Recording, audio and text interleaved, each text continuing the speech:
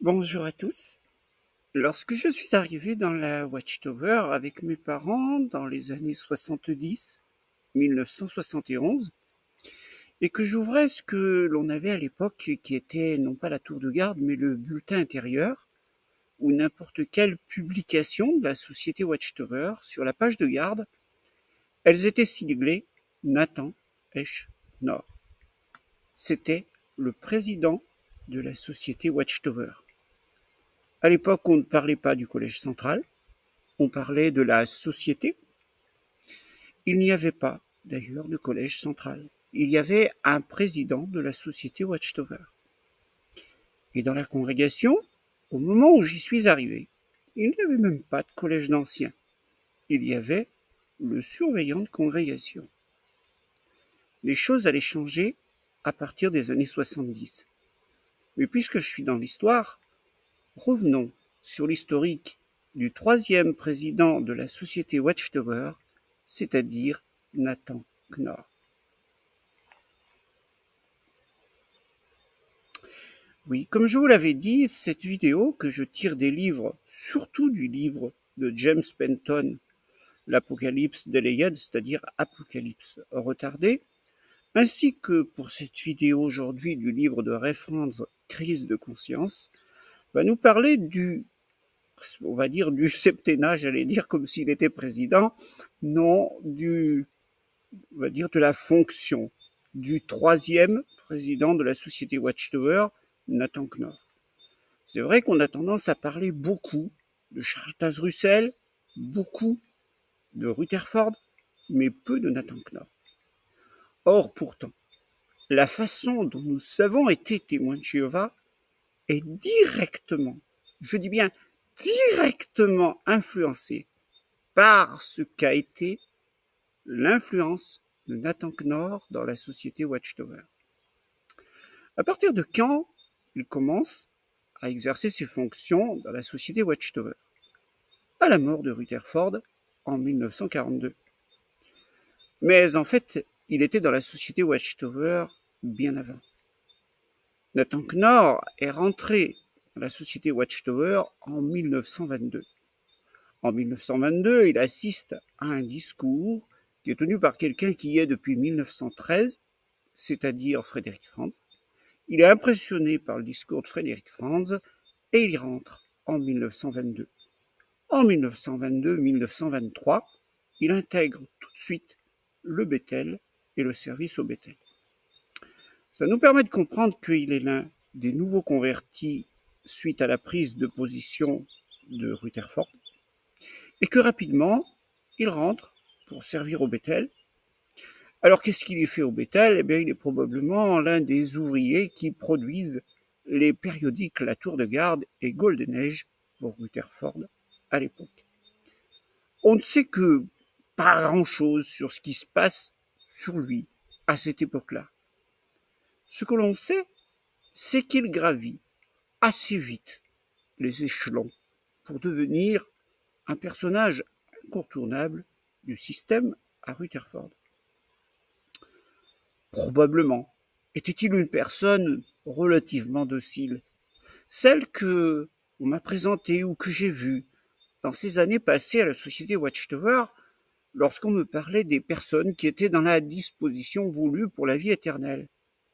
Et en effet, la personne qui voulait progresser dans l'organisation, acquérir un poste on va dire de responsabilité, devait être prête pendant un temps à se faire humilier, à se faire réprimander, à se laisser marcher sur les pieds, à se laisser piétiner, sans rien dire, gardant ce sourire béat et benêt de la personne qui veut obtenir quelque chose malgré tout ce qu'elle subit de mauvais traitements. Bien sûr, ce système existe dans l'armée, il existe dans d'autres fonctions, mais il existe très bien à la société Watchtower et avait été en fait institué par le deuxième président de la société Watchtower, c'est-à-dire Joseph Franklin Rutherford. La Watchtower dans laquelle sert Nathan Knorr pendant ces années 20, pendant ces années 30, c'est celle du président Rutherford, celle pendant lesquelles le président Rutherford passe ses saisons d'hiver à Betsarim et ses saisons d'été, il revient pour diriger la société Watchtower à Brooklyn. Il a l'habitude d'instituer quelque chose que l'on retrouve encore chez les témoins de Jéhovah aujourd'hui, le culte matinal. Là où Rutherford se sert de cette occasion pour faire quelque chose qui ne plaît pas spécialement à ceux qui en font les frais, c'est-à-dire régler ses comptes avec ceux qui travaillent au Bethel. Il n'hésite pas, à l'époque, à nommer précisément ceux qui font des bêtises, ou qui ne lui plaisent pas, ou qui ne lui reviennent pas. Ainsi, un jour, le directeur du Golden Age, qui avait édité un certain calendrier, qui avait fait des choux gras de beaucoup de témoins de Jéhovah encore à l'époque. Aujourd'hui, d'ailleurs, je pourrais vous en parler de ce calendrier paru dans le Golden Age, qui faisait partie de des bêtises que pouvait raconter Watchtower à l'époque. Mais toujours est-il qu'elle n'avait pas du tout plu à Rutherford, cette publication. Et ce matin-là, il a dit, je ne me rappelle plus le nom, à la personne qui avait fait cette bêtise: « Tu sais que tu es un crétin. Répète après moi, je suis un crétin. » Et le pauvre personne, devant tout le monde, a dû se dire: « Oui, je sais, président Rutherford, je suis un crétin. » Voilà comment ça se passait au déjeuner de la société Watchtower le matin. Et au milieu des gens présents à ce déjeuner, il y avait un Nathan Knorr. Nathan Knorr qui a dû se faire reprendre comme tous les autres qui étaient présents à ce moment-là dans les petits déjeuners de la société Watchtower. Et il paraît qu'il n'aimait pas du tout ça. En tout cas, il l'a supporté, il l'a accepté, et il a certainement fait suffisamment de choses pour se faire remarquer, puisque Rutherford était un homme qui faisait passer le favoritisme, pour se faire remarquer et progresser dans les échelons de la société Watchtower. En tout cas, et là je vous mets un papier qui date de 1941, vous pouvez le voir ce papier, et je vous le montre tout de suite. Ce papier nous dit la chose suivante. Le dimanche 7 décembre 1941, jour où les États-Unis d'Amérique furent plongés dans la Seconde Guerre mondiale, Rutherford était alité dans une propriété appelée Betsarim, située à San Diego, en Californie, tout près du Pacifique. Le président fit venir à son chevet 3 membres du bureau central de Brooklyn, 2 membres du Reste-Ouin, le premier depuis 1913, c'est-à-dire Frédéric Franz, le second depuis 1922, c'est-à-dire Nathan Knorr, et un membre de la classe des autres brebis depuis 1934, c'était Covington, qui était l'avocat, le nouvel avocat de la société Watchtower. Retenez bien, le nouvel avocat de la société Watchtower. Le 24 décembre 1941, c'était presque le jour de Noël. Chez Watchtower, on faisait ses vœux et on mettait peut-être dans la hotte du Père Noël, je ne sais pas. Rutherford communiqua à ces 3 hommes ses instructions finales. Oui, Rutherford était malade. Il avait contracté un cancer des intestins, peut-être dû à sa consommation immodérée d'alcool, mais on va y revenir. Depuis des années, il avait espéré voir les fidèles prophètes, dont Élie et Élisée, ressuscités d'entre les morts et devenir des princes du royaume sur toute la terre dans le monde nouveau de Dieu. Mais le jeudi 8 janvier 1942, Rutherford mourut à l'âge de 72 ans, comme un fidèle témoin de Jéhovah Dieu, qui s'était dévoué entièrement pour servir les intérêts du royaume de Dieu. Il s'était montré courageux en prenant fait et cause pour Jéhovah dans la question primordiale de la domination universelle. Élisée hérita du vêtement officiel qu'Élie avait laissé tomber. Il devint en même temps l'héritier des pouvoirs qui accompagnaient ce manteau. Cet extrait, qui est écrit par Frédéric Franz, vous montre qu'on disait que Rutherford avait été, à sa mort, à l'âge de 72 ans, un fidèle témoin de Jéhovah Dieu. Je suis obligé de dire aujourd'hui que ces paroles ne passeraient pas chez un témoin de Jéhovah d'aujourd'hui. Car en 1942, les témoins de Jéhovah de 1942 ne ressemblent absolument pas Mais alors, absolument pas à ceux que vous pouvez connaître aujourd'hui. Car si Joseph Rutherford avait été témoin de Jéhovah aujourd'hui, il aurait été exclu promptement pour immoralité. En effet, quand vous êtes témoin de Jéhovah en 1942, vous pouvez très bien vivre en concubinage et être témoin de Jéhovah. Mais oui, vous pouvez très bien être homosexuel et être témoin de Jéhovah. Mais oui, c'est tout à fait possible. Vous pouvez très bien avoir plusieurs femmes si vous êtes dans un pays d'Afrique et être témoin de Jéhovah. C'est tout à fait possible. Vous pouvez fumer et être témoin de Jéhovah. C'est tout à fait possible. Vous pouvez prendre de la marijuana, de la cocaïne ou de la drogue qui vous plaît et rester témoin de Jéhovah. On ne vous dira absolument rien. La seule chose qui peut vous attirer des soucis si vous êtes témoin de Jéhovah, c'est de vous en prendre au président de la société Watchtower. Car tous ceux qui s'en prennent au président de la société Watchtower sont promptement remerciés et fichus dehors. Voilà comment un certain Walter Salter a rompu avec Rutherford en 1935. Qui était Walter Salter? C'était le directeur de la branche canadienne de la société Watchtower. Que s'était-il passé? Oh, je sais, on vous explique aujourd'hui chez Watchtower que petit à petit on a adopté des nouvelles doctrines, des nouvelles choses, et que cela s'est fait facilement, tranquillement. La vérité, c'est que déjà derrière ces nouvelles doctrines, il y avait l'œuvre d'un homme. Ce n'était pas Nathan Knorr, ce n'était pas Joseph Franklin Rutherford, c'était Frédéric Franz.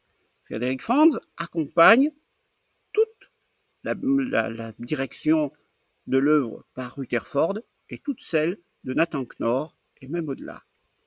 Et c'est lui qui énumère et qui fabrique les doctrines et les changements doctrinaux de la société Watchtower.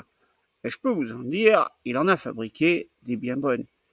Mais en tout cas, celle qui a été de fabriquer une classe terrestre et une classe céleste, ça vient pas de Joseph Rutherford, ça vient, j'allais me tromper, ça vient de Frédéric Franz.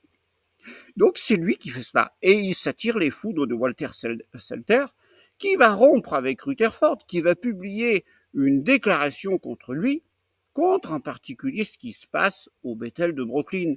Parce que ce que je vous dis de l'époque n'est pas du tout, en fait, toujours est-il que ce qui se passe à l'époque n'est pas du tout ce qui pourrait se passer dans les témoins de Jéhovah d'aujourd'hui. Car au Bethel de l'époque, il y a une vraie culture de l'alcool. Car Joseph Rutherford prend de l'alcool. Il en fait un usage immodéré. À une certaine assemblée, il était totalement ivre au moment de prendre la parole sur le Bethel, sur la scène.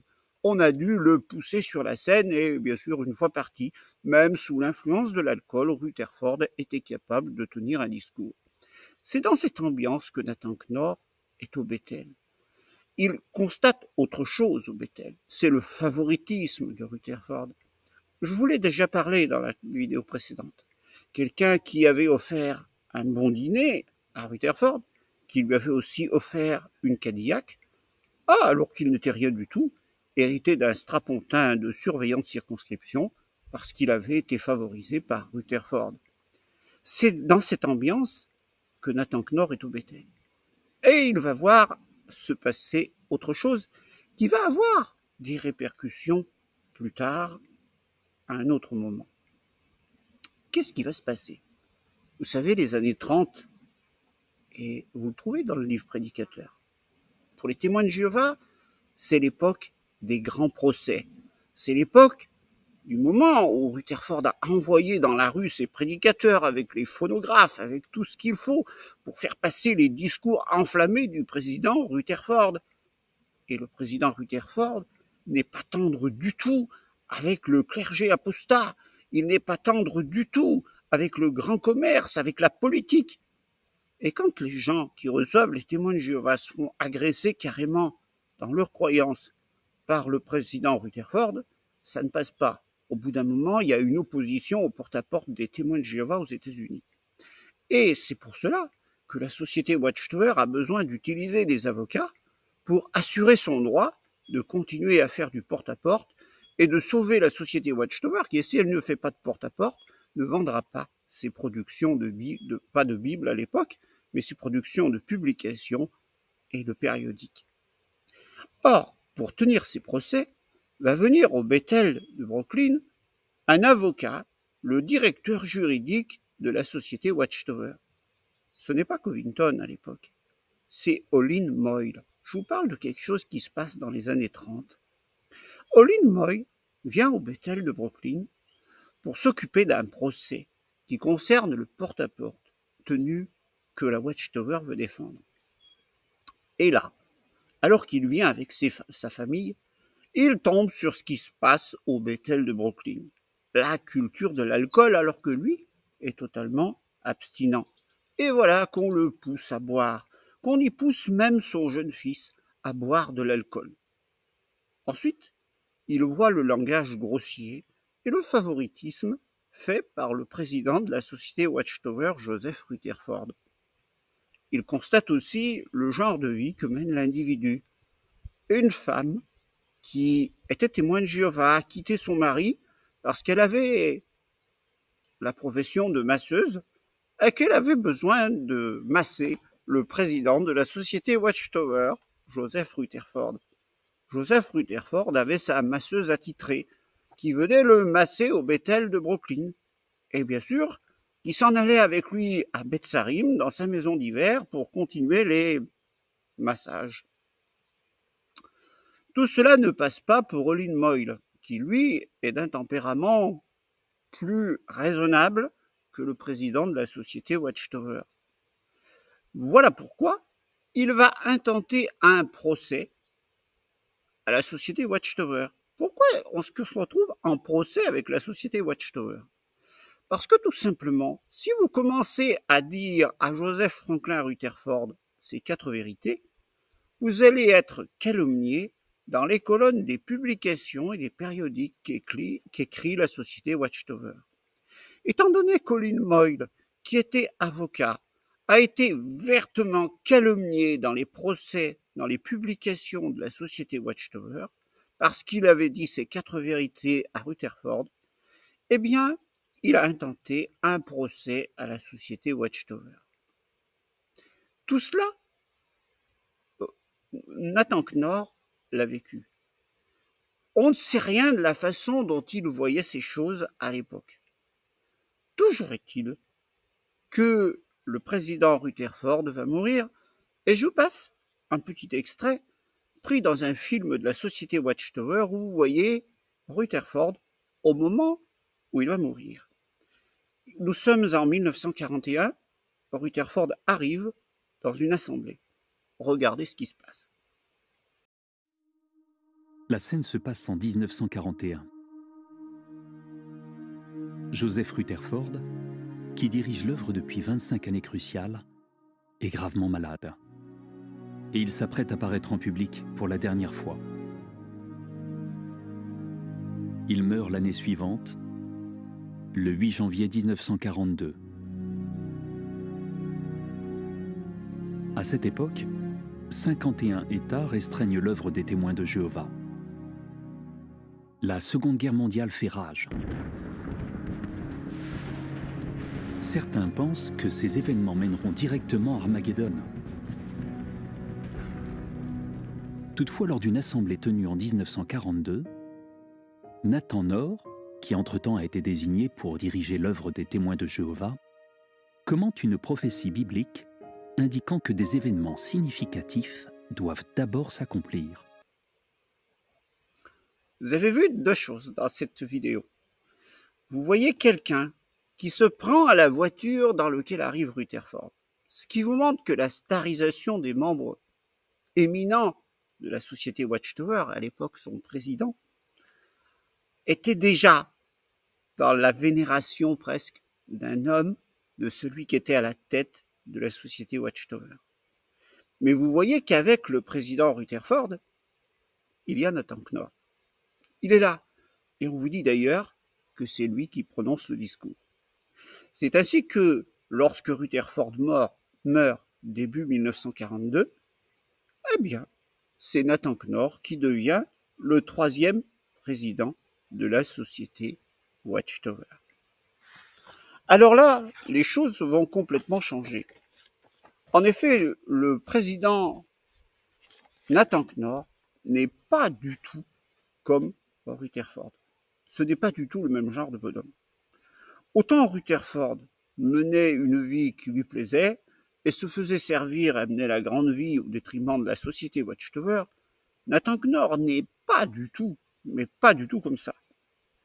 Lui, comme le fait remarquer James Penton, s'il avait été à la tête de n'importe quelle grande entreprise, il aurait certainement bien réussi. Il avait des capacités pour diriger une grande société. Et c'est ce qui va se passer avec la société Watchtower. Nathan Knorr va faire exploser le nombre des filiales. En 1976, en 1975, à sa mort, il y a pratiquement 2 millions de témoins de Jéhovah dans le monde. C'est de vous dire comme il a réussi à faire prospérer la société Watchtower. Quel a été son secret? Dès le début, il crée des écoles. Il crée des écoles et il est nommé à la tête de la Watchtower en 1942. En 1943, il crée une école de missionnaires, l'école de Gilead. C'est d'ailleurs en envoyant des missionnaires dans des pays étrangers qu'il va multiplier le nombre des filiales et multiplier le nombre des témoins de Jéhovah. Mais dès le début, ça change au Bethel de Brooklyn. Une des choses que va faire Nathan Knorr, c'est des discours pour les nouveaux garçons. Qu'est-ce que c'est que cette histoire-là? Je ne sais pas si vous vous rappelez, mais il y a, ça doit faire 4 ans environ, que le Collège central nous a gratifié d'un espèce de discours, ce qu'on a appelé le scandale des oreillers, qui a été fait aux membres du Bethel, qui arrivait au Bethel et qui a fuité complètement en dehors de la société Watchtower, dans lequel, dans des termes crus, dans des langages tout à fait incroyables, Watchtower énonce ce qu'il ne faut pas faire au Bethel, les comportements homosexuels, la façon de s'habiller, la façon de se tenir, l'interdiction de la masturbation, etc. Sachez que c'était Nathan Knorr qui a institué cela lors de son arrivée au Bethel à la présidence de la société Watchtower par Bethel. En effet, il a fait faire ses discours pour les nouveaux garçons, des discours qui étaient très, on va dire, très crus, dans lesquels on parlait carrément des pratiques homosexuelles qu'il ne fallait pas tenir au Bethel. Pourquoi croyez-vous qu'il y a ce genre de discours qui est fait par quelqu'un qui a passé des années et des années dans les dortoirs du Bethel? Tout simplement parce que l'homosexualité y était très répandue. Et Nathan Knorr, qui n'aime pas ça, fait tout pour essayer de faire disparaître ce genre de comportement. Nous sommes partis dans les histoires de moralité, et ça va aller très loin. Parce que, comme je vous l'ai dit, le témoin de Jéhovah de 1942 ne ressemble absolument pas à celui d'aujourd'hui. James Penton explique dans son livre qu'il connaissait un couple de témoins de Jéhovah qui vivait en Arizona, qui s'est fait arrêter pour trafic de drogue, parce qu'ils étaient des gros consommateurs de drogue et en revendaient à d'autres.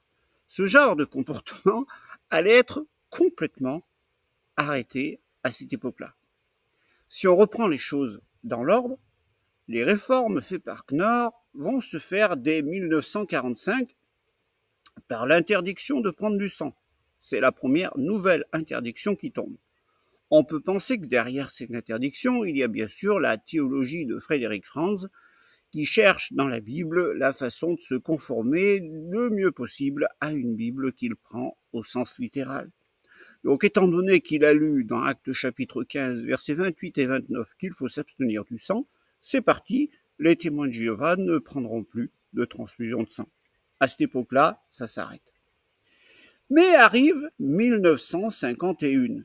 Et là, je vous mets l'article de la tour de garde à l'écran, et vous y voyez qu'on y parle de la moralité. À partir de 1951, terminé. Alors que que les filiales de la société Watchtower explosent dans des pays d'Afrique, où l'on a l'habitude d'avoir, pour les gens les plus riches, plusieurs femmes, eh bien c'est très clair. À partir de ce jour-là, ils doivent être mariés plus que d'une seule femme, et une femme en plus, ils doivent la renvoyer. Alors ça se fera par le système de la société Watchtower de l'époque. C'est-à-dire, tu as une femme et tu en as deux, bah, tu renvoies la deuxième et elle se débrouille à partir de là. Et même si elle n'a plus à manger demain et qu'elle se retrouve dans la rue et complètement abandonnée, ça ne regarde pas la société Watchtower. Et ça créera de sacrés problèmes, il paraît, en Afrique. À l'époque où les témoins de Jéhovah qui avaient plusieurs femmes ont renvoyé les autres et les ont carrément abandonnés à se débrouiller. Comme ça, dorénavant, tu pars et puis je veux plus te voir parce que tu n'es plus ma femme et puis débrouille-toi. Voilà. C'était comme ça. C'était du Watchtower, il faut appliquer la loi, il faut appliquer la loi. Un point, c'est tout. D'ailleurs, vous voyez ce comportement récemment dans une formation des anciens où quelqu'un a rendu enceinte une jeune fille. Dorénavant, il doit rompre parce que c'est de la fornication et la fille, elle se débrouillera avec son enfant. C'est pas le problème de la société Watchtower, c'est la moralité qui passe avant. C'est déjà ce qui est institué à l'époque. La moralité passe avant tout. Donc c'est à partir de ce moment-là, 1951, que les histoires de moralité rentrent dans le bazar. Et bien sûr, ça va aller très loin, cette histoire. Parce qu'on retrouvera au début des années 70 une implication qui va jusqu'à, alors là on se sert du livre de Ray Franz, pendant une période de 5 ans, nous reçûmes un volume de courriers sans précédent, la plupart questionnant où dans la Bible se trouvait ce qui pouvait bien autoriser les membres du Collège central. Alors, membres du Collège central, il faut vous dire quand même qu'à cette époque-là, il faudrait mieux dire le président de la société Watchtower, mais on y reviendra à la fin de la vidéo, à s'ingérer dans la vie des autres et exprimant l'impossibilité de discerner la validité des arguments avancés dans la littérature pour soutenir une telle position. Le principal texte des Écritures auquel il est fait référence était Romains chapitre 1, versets 24 à 27, qui traite de l'homosexualité. Ça revient. C'était une obsession de Nathan Knorr. Et ceux qui écrivaient à la société faisaient valoir qu'ils ne voyaient pas vraiment comment ces versets pouvaient s'appliquer aux relations hétérosexuelles entre mari et femme. D'autres lettres écrites principalement par des femmes mariées exprimaient simplement la confusion et l'angoisse qu'elles ressentaient, car elles étaient incertaines si leur prélude sexuel était convenable ou non. Oui. Ce genre de choses, moi, je l'ai connu jusque dans les années 80. Car si, alors on continue, hein, une femme déclara qu'elle en avait parlé avec un ancien qui lui avait conseillé d'écrire au collège central pour obtenir une réponse formelle. Ce qu'elle fit, elle expliquait qu'elle et son mari s'aimaient profondément, puis elle décrivait à certains préludes. Donc il fallait aller décrire ses actes sexuels aux anciens pour savoir s'ils étaient bons. Non mais vous imaginez où on en était sous Nathan Knorr.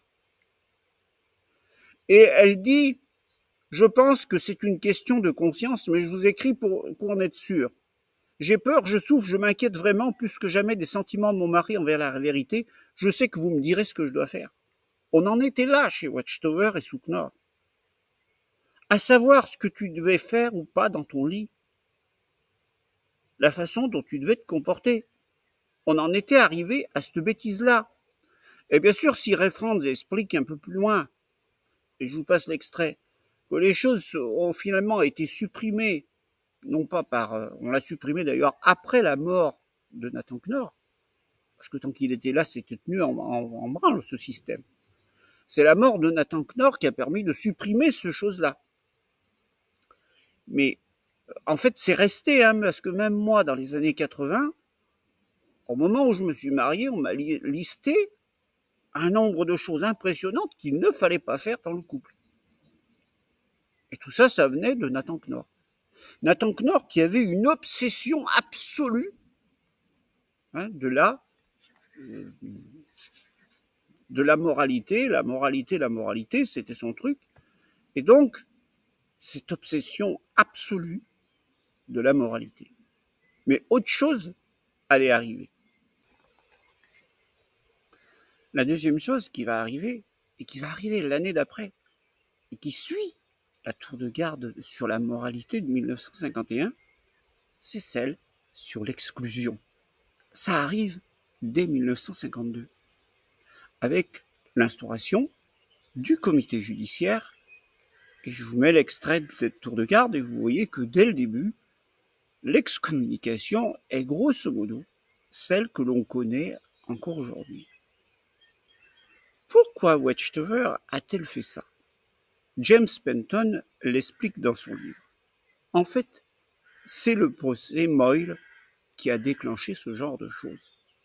Vous vous souvenez, dans la vidéo un peu plus haut, je vous ai parlé de cet avocat qui était l'avocat de la société Watchtower, qui est venu dans les années 30 au Bethel pour défendre le porte-à-porte et qui s'en était pris à Joseph Franklin Rutherford et qui avait été calomnié dans les publications de la société Watchtower.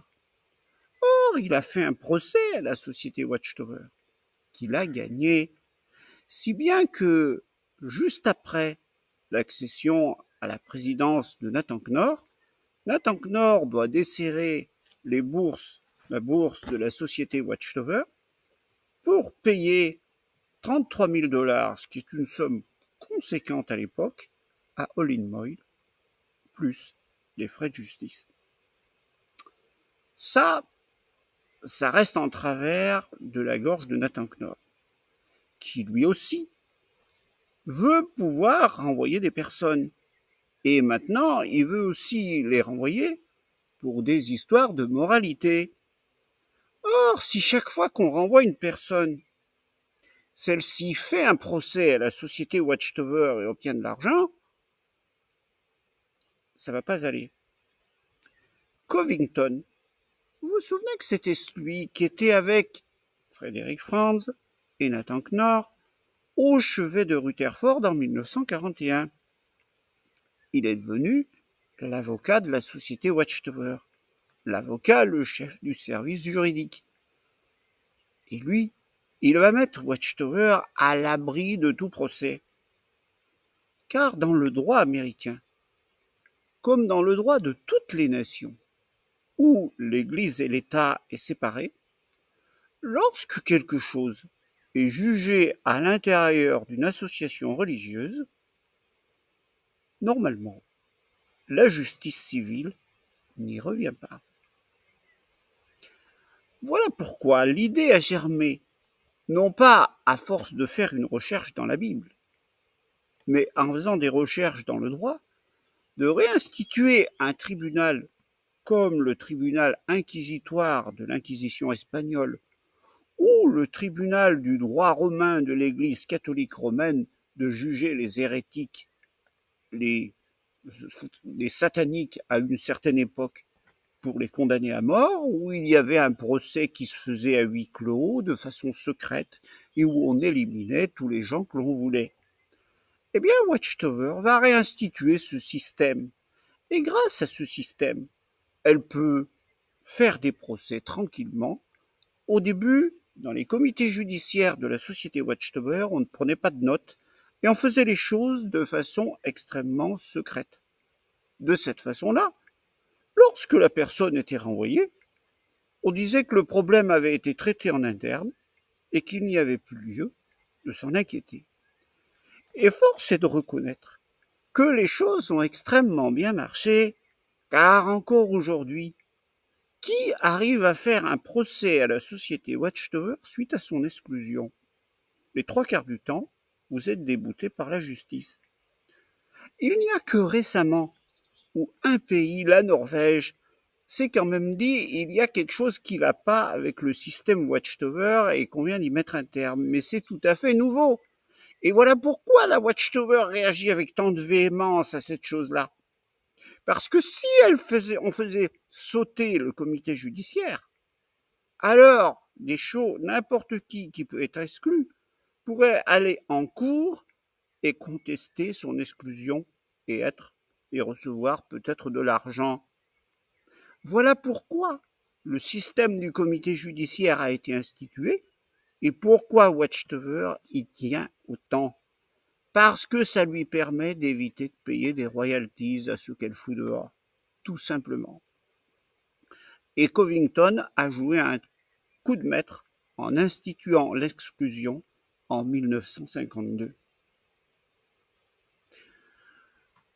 D'autres choses que fera interdire Nathan Knorr, et ça je l'ai connu, c'est en 1973, le tabac. Alors là, il y avait eu une période de 6 mois qui avait été donnée pour que les personnes qui fument à cette époque-là arrêtent de fumer. Au-delà de ça, il va y avoir quand même beaucoup de changements organisationnels sous Nathan Knorr.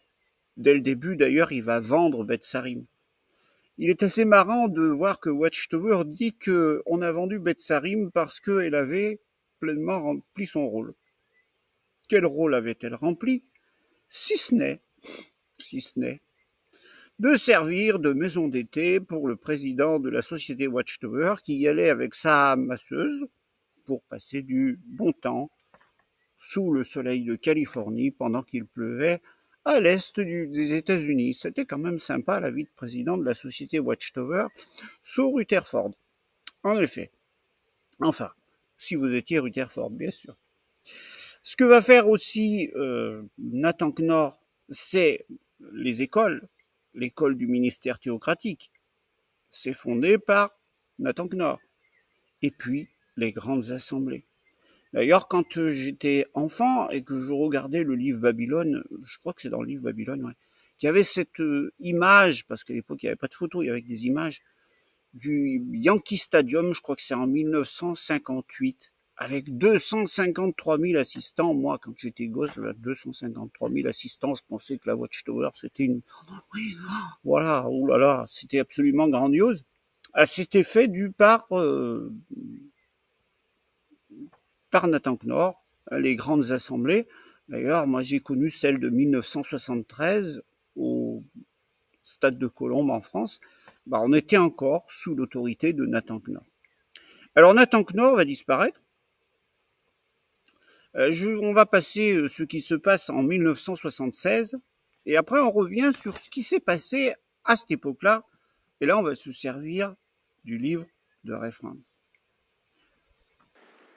No, I've had an illness, but I'm getting along all right. There's a little tumor here in the brain, which the doctors are treating. And whatever comes, one way or the other. But it has been wonderful to work with you all these years. And I enjoyed it tremendously. And I'm very grateful to Jehovah I could come to this meeting and be with you.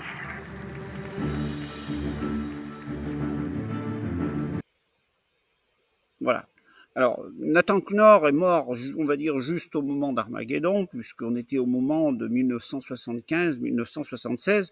C'est en effet sous Ray Franz aussi qu'il y a eu l'annonce de 1975. Alors ça, c'était des choses qui étaient fabriquées par, on va dire, le théologien de la société Watchtower à l'époque, qui était Frédéric Franz, qui était derrière aussi toutes ces nouvelles lumières qui arrivaient à l'époque. J'ai appris aussi, dans ces recherches, que en fait Ray Franz a avoué un moment s'être trompé sur 1975 et qu'en fait Armageddon aurait dû arriver en 1974. Et il voulait faire un changement pour qu'on dise que c'était pas 75, c'était 74, mais que le président Nathan Knorr s'y est opposé parce qu'il a dit que ça allait faire trop de bazar chez les témoins de Jéhovah, déjà que juste 1975 on avait fait. Vous imaginez si on avait changé la date encore et qu'on avait dit c'est 1974, le bazar que ça aurait fait. Il y avait déjà assez de foutoirs comme ça à l'époque.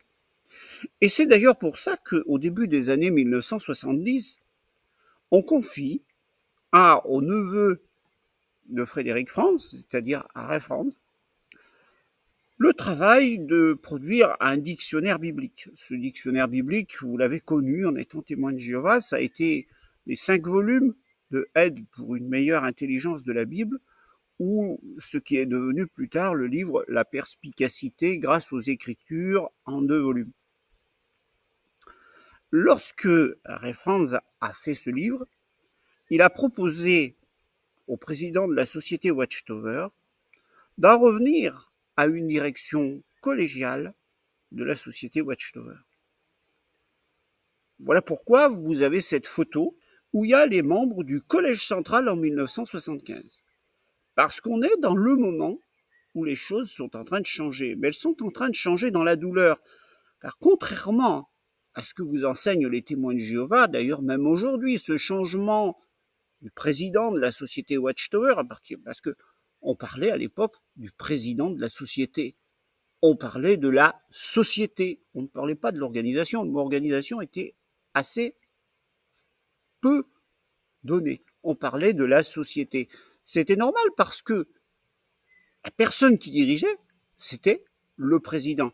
D'ailleurs, vous le voyez au milieu de cette photo, Nathan Knorr, il est au premier rang, puisqu'on vous dit membre du Collège central en 1975, premier rang, Edward Chitty, Fred Franz, Nathan Knorr, George Jangas, etc. D'ailleurs, au deuxième rang, si vous allez au bout de la rangée, vous voyez le personnage complètement à droite, la balle plus à droite qui est debout, vous savez qui c'est? C'est Leo Greenlees. Alors Leo Greenlees, lui, il a mal fini. Il a été accusé de pédophilie. Il a agressé un jeune garçon chez une famille de témoins de Jéhovah et il a fini par être répudié du Collège central. Enfin, il a été envoyé servir comme ancien dans une congrégation. Il n'a pas été exclu. Ça vous dit un petit peu comment ça se passe chez Watchtower, exactement comme chez les catholiques. Quand il y a un pédophile à un endroit, que ça fait scandale, on le prend puis on le met ailleurs. Alors Leo Greenlees, que vous avez là-bas au bout, était un pédophile. Alors, on va dire la parenthèse est fermée, mais concernant le changement, quand on a basculé du président de la société Watchtower au Collège central, ça se fait dans les années 70. Et là, on parle de Ray Franz qui explique « Chaque fois que je m'exprimais dans ce sens, le président prenait les remarques pour une attaque personnelle. » Oui, parce que Nathan Knorr ne voulait pas laisser sa place. Parlant longuement d'une voix forte et tendue, disant que, évidemment, certains ne sont pas satisfaits de la façon dont j'assume mon travail, il donnait force détails sur la façon dont il accomplissait sa tâche, puis il déclarait « Maintenant, il semble que certains souhaiteraient que je ne m'occupe plus de quoi que ce soit, et que peut-être ce que je devrais faire, c'est amener ici tout mon travail et les remettre entre les mains de Ray Franz. » Donc, il ne veut pas laisser sa place, en fait. Et en fait, il va se reposer aussi sur Frédéric Franz, qui n'est pas un chaud partisan de passer de la présidence, c'est-à-dire de un homme qui dirige la société Watchtower, à une direction collégiale. Bon, ça va se faire. Ça va se faire après la mort de Nathan Knorr, en 1976. À partir de cette époque-là, moi qui étais dans la société Watchtower, c'est vrai que quand le président mourait, on avait tendance à dire qui c'est qui va être président maintenant. Mais aujourd'hui, plus personne ne se pose cette question. Pourquoi? Parce qu'on était passé du système le président à une direction collégiale, le collège central, tel que vous l'avez aujourd'hui.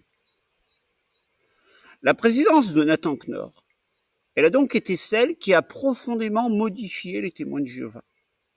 Comme je vous l'ai dit, avant Nathan Knorr, vous auriez pu vivre en concubinage, vous auriez pu consommer de la drogue, fumer des clopes, faire ce que vous vouliez de votre vie. À partir du moment où vous ne vous en preniez pas au président de la société Watchtower, vous pouviez rester témoin de Jéhovah. Il va de soi que les choses ont lourdement changé par la suite avec l'arrivée de Knorr. Car avec l'arrivée de Knorr, c'est la moralité, c'est l'exclusion et c'est l'intrusion dans la vie privée qui est mise en route. C'est ce qui va se passer à partir de la présidence de Knorr. Il aura donc une influence considérable sur la façon dont la Watchtower a existé aujourd'hui. On doit à Nathan Knorr beaucoup de ce que nous reprochons à la société Watchtower aujourd'hui. Nathan Knorr était un homme austère, c'était un homme triste, qui a certainement beaucoup souffert de son passage au Bethel, qui a profondément modifié son caractère et qui l'a amené à mettre au point ce que nous avons connu chez la société Watchtower. Alors j'espère que vous avez apprécié cette vidéo. Elle m'a demandé personnellement beaucoup de travail. J'ai tiré beaucoup de ce que je vous ai dit du livre L'Apocalypse retardé de James Penton, qui lui donc a été aussi un contemporain de cette époque-là. Il était encore un jeune garçon et témoin de Jéhovah lorsque Rutherford était à la tête de la société Watchtower, et ses parents étaient assez proches de l'organisation. Par la suite, c'est quelqu'un qui a fait des études universitaires, qui est devenu historien, donc c'est quelqu'un qui est reconnu et qui a donné des choses qui sont tout à fait exactes et pertinentes. D'ailleurs, pour vous prouver que je n'affabule pas, je vous passe un petit extrait d'une vidéo qui a été produite par la société Watchtower sur son histoire. Et vous allez voir qu'elle dit très bien que c'est à partir de 1951 que les choses allaient changer. Après la Seconde Guerre mondiale, les nations reconstruisent leur économie, mais pas leur spiritualité ni leur moralité. Les témoins de Jéhovah, eux, s'emploient à vérifier que leur conduite est conforme aux principes de la Bible. Depuis 1945, ils obéissent au commandement biblique de s'abstenir du sang. Dans les années 1950, même si les relations sexuelles hors mariage sont de plus en plus tolérées dans le monde, ils persistent à penser qu'une telle conduite est mauvaise. Nous disions à cette époque qu'on ne pouvait pas exercer une responsabilité dans la congrégation si on n'avait pas une bonne réputation aux yeux de Dieu. Et je me souviens que des frères disaient « Oh, ça ne marchera jamais » ou « On n'aura jamais assez de surveillants pour s'occuper des congrégations ». Mais Nathan Knorr et les autres frères responsables ont décidé qu'il fallait conserver les normes de la Bible, quelles que soient les conséquences. Dès 1952, les témoins de Jéhovah suivent le commandement biblique d'excommunier ceux qui s'obstinent dans une conduite condamnée par Dieu. Puis en 1973, alors que beaucoup estiment que l'usage du tabac relève du choix personnel, les témoins l'assimilent à une toxicomanie et le rejettent catégoriquement. Ils tiennent absolument à suivre les principes bibliques, même si cela les rend impopulaires. C'est sûr que si on abaisse la norme, on attirera beaucoup plus de gens. Mais ce qui importe le plus pour Jéhovah, ce n'est jamais le nombre. Ce qu'il cherche, c'est la qualité de ses adorateurs. Il n'y a eu que 8 survivants au déluge. Ça révèle ce qu'il pense du nombre. Eh bien oui, vous le voyez. Et vous voyez à la fin d'ailleurs un membre du collège central aujourd'hui qui vous dit que si on abaisse la norme, on aura plus de monde, mais entre nous soit dit, ils l'ont déjà fait parce que ils ont déjà modifié la façon de s'habiller, on a autorisé le pantalon pour les femmes dans le culte des serviteurs de Jéhovah, donc vous voyez qu'ils sont déjà en train d'abaisser la norme. De toute façon, c'est une question de survie pour la société Watchtower. Elle ne pourra jamais rester sur les positions qui ont été adoptées par Nathan Knorr à une certaine époque. Il va de soi que si la Watchtower veut survivre, elle devra évoluer, mais c'est vrai que renier encore aujourd'hui tout ce qu'a fait Nathan Knorr est quand même assez difficile pour la société Watchtower et elle mettra du temps, beaucoup de temps, à l'accepter. Voilà, je ferai d'autres... Alors, bon, comme je l'ai dit dans une autre vidéo, la chaîne Révélation Mormone m'a demandé de faire une vidéo en commun. Je pense que ce sera la prochaine vidéo si elle a le temps. Parce que j'essaye de faire mes vidéos les unes après les autres, en plus de mon travail. Celle-là m'a demandé beaucoup de labeur, je peux vous le dire, mais je suis contente de ce que j'ai trouvé et je pense que c'est de nature à vous intéresser. Je vous souhaite à tous une bonne semaine, puis je vous dis à bientôt. Au revoir. Alors partant de là donc, nous ne sommes pas gênés quand il y a des changements. Et nous n'avons pas non plus besoin de nous excuser de ne pas avoir bien compris les choses dans le passé. Nous comprenons que c'est comme ça que Jéhovah procède. Progressivement, il révèle les choses quand son peuple en a besoin. Et puis, le collège central n'est ni inspiré ni envahi. Donc, il peut se tromper sur des points doctrinaux ou des des instructions en matière d'organisation. Les frères font tout leur possible avec ce qu'ils ont et ce qu'ils comprennent sur le moment. Mais ils sont heureux. C'est un vrai plaisir pour ma femme Ruby et moi-même d'être parmi vous à nouveau. We were here 12 years ago. Do you know what that means? Nous étions ici il y a 12 ans de cela, vous savez ce que ça veut dire? We're 12 years closer to the new world. Eh bien, nous sommes 12 années plus proches du nouveau système. Let me ask you, are you proud to be one of Jehovah's Witnesses? Laissez-moi vous poser cette question. Est-ce que vous êtes fiers d'être témoin de Jéhovah? Ça veut dire, en octobre 1975, nous serons dans le monde nouveau.